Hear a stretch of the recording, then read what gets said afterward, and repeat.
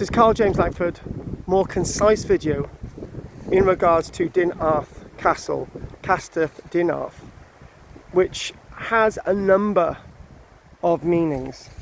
The place, the Tower of Arth, there's an association with King Arthur with this site.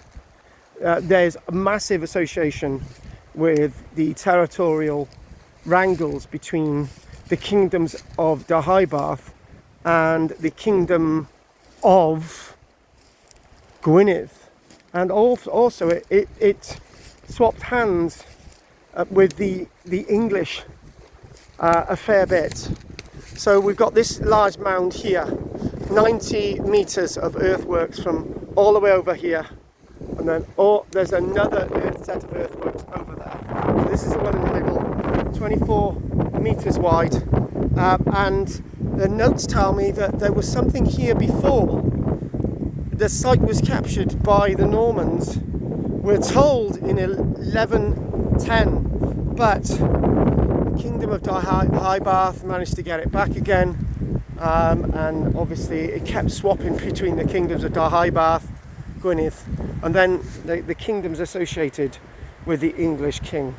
So what we've got this between two rivers, one south, oh god, I can't get my orientation.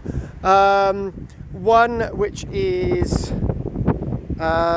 one to the south and one to the north. Makes it quite easy for me. So the orientation of this mound is east-west. So we got two rivers here, and it's basically the river names. You've got the Arth and you've got the Erthig streams. They, in my notes it says streams, but rivers, and it seems to be quite high up here.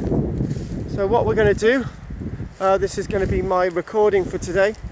Again, there's a little bit of masonry there, said to be a timber castle. That masonry's been exposed because trees have come down, and a wonderful site, and you know, very difficult to come here. Probably the only time in my life that I come here, and there's another bit of the mound over there. It's Karl-James Langford at Dinerth Castle. Thank you very much.